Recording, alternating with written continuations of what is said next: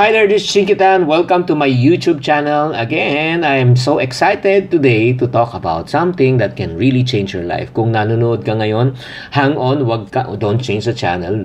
I know that this will really change your life forever. Today, I want to convince you why I want you to become successful in life. What do I mean? Lahat naman tayo gusto natin maging matagumpay. Yes, maraming tao gusto maging matagumpay, pero may mga ibang taong hindi na naniniwala that they can still become successful. Now today, let me convince you that you are destined for success. But before we do that, let me ask you this question. If money and time is not a problem to you, what would you really love to do? Ano talagang gusto mong gawin? Probably, some of you might say na you want to help other people, you want to travel, gusto mong makabili ng bahay, sasakyan, or let's say, magpatayo ng mga mission house o bahay ampunan.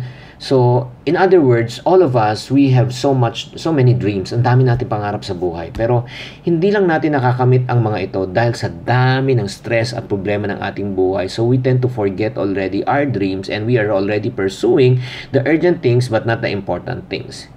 So, hindi na tayo nagkakaroon ng pagkakataon na managinip, magplano at mag-isip kasi iniisip po na muna natin is survival rather than yung ultimate goals natin sa buhay. Sometimes we have the tendency also, another thing, we have the tendency to look down at ourselves and we don't have already the belief that it can happen to us. Diba? Sa liit-liit na kinikita ko, ang dami ko pang problema, ang dami ko pang utang, paano pa yung mga pangarap ko? So kung ngayon, ito lang, kung hindi ka na naniniwala na kaya mo pa, pwede ba akong makiusap sa iyo sa araw na ito, sa pamamagitan ng vlog na ito, video vlog na ito, pagbigyan mo lang naman ako, kahit ngayon lang, just not right now, to convince you that you were born to win. Pinanganak ka ng Diyos para maging matagumpay. Why? If you believe in God, because I subscribe to this idea that God only creates winners, He doesn't create any losers. Ang Diyos ay dakila, He did not create a single person in this world to lose. Ang ultimate na hangarin niya para sa atin lahat ay ay maging matagumpay sa lahat ng aspeto ng ating buhay. Whether it's financial, mental, emotional, spiritual, physical, package deal siya. Every success that we are experiencing ay hindi lang para sa atin, the reason why He wants us to experience success. The reason why He wants us to experience success, number one, so that we can become a blessing to others. Or if not, He wants us to also glorify Him. Diba? Pupuriin natin yan. Pero ang tanong, kung yan talagang plano ng Diyos para sa atin, bakit naman marami pa rin talunan at wala pa rin nangyayari? Kasi minsan, hindi natin pwedeng sisihin lahat sa Diyos. Because all of us were given free will and we were given choices. Sometimes, we make the wrong choices in life. Mali ang mga choices natin.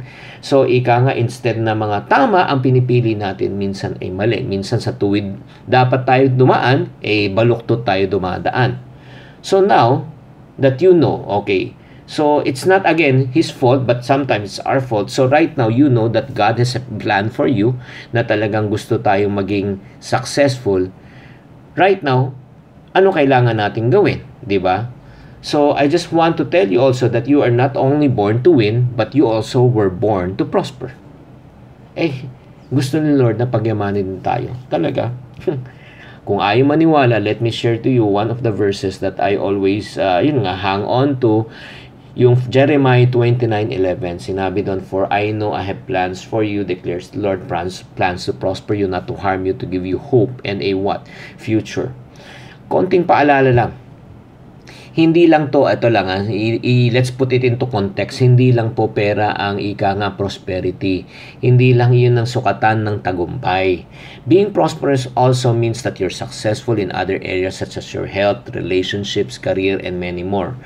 Kung hindi ka na o-hospital, 'di ba, sa tanang buhay mo or for the whole year, 'di ba? Prosperous ang health mo. Kung maayos naman ang samahan ng pamilya mo, prosperous ang personal life mo. Gusto ng Panginoon kasi na pagpalain tayo sa lahat ng aspeto ng ating buhay.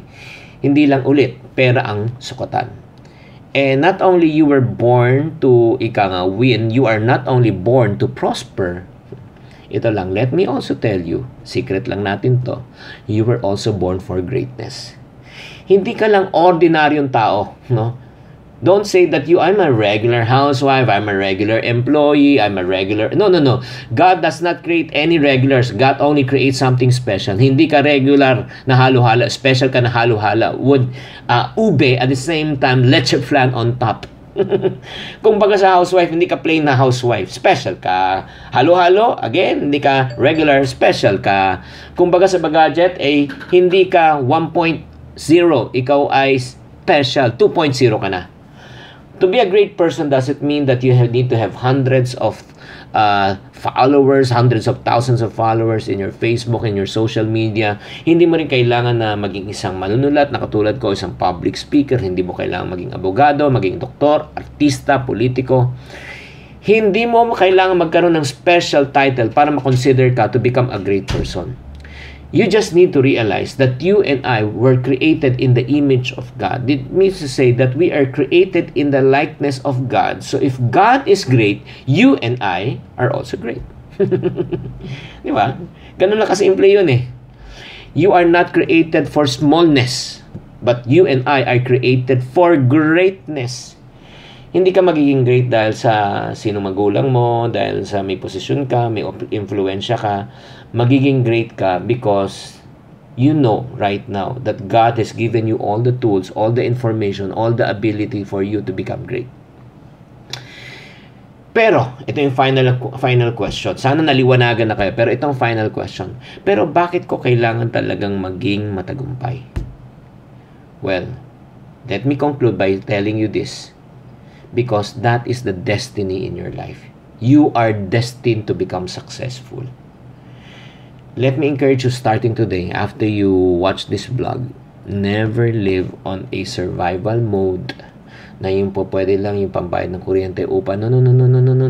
Hindi. You should plan, at the same time you should seek for more, di ba?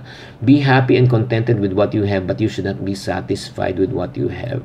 You are not created for survival, you are created to thrive. You should not settle for less, di ba? But you always go for the best.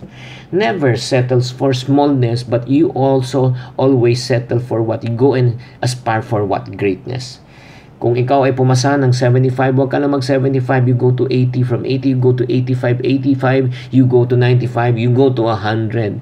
Kung ang income mo ngayon ay 10,000, you go to 15. From 15 to 20, 20 to go to 50, 50 to go to 100. So, ika nga dapat palaki tayo na palaki. So, if you and I are created to win and to succeed in life, this is my encouragement to you in closing, why don't you claim your destiny? It is time for you to become successful. Panahon mo na. Time mo na ngayon, kapatid. Ha? Huwag ka pa ng patumpik-tumpik. Huwag ka na mag-isip dyan. Maniwala ka. Kung ayaw mo maniwala sa sarili mo, allow me na maniwala para sa iyo. It's time for us to think, reflect, and apply. Now, let me ask you this question. Do you believe that you were created to become successful? Kung naniniwala ka, taas mo yung kamay mo. Raise up your hands. So, my encouragement to you is this. What can you do to move forward being successful in your relationship, in your career, in your financial life, and in your personal life? I hope this short session was able to or is able to help you, to enlighten you that you are really created for greatness, not smallness. You're created to succeed, not to fail. You're created to become a successful person. In order for you to learn more, I suggest that you subscribe so that you won't miss any of my videos. And then please share this video if you know that it can help you. And then please put a comment here in this video. And also please follow me on my Viber account. If you have a Viber account, go to public chat and type Chinkitan, and then you would learn a lot of great stuff. This is Chinkitan saying, to every problem, there's always a solution. If you're not part of the solution, you're part of the problem. Always think positive.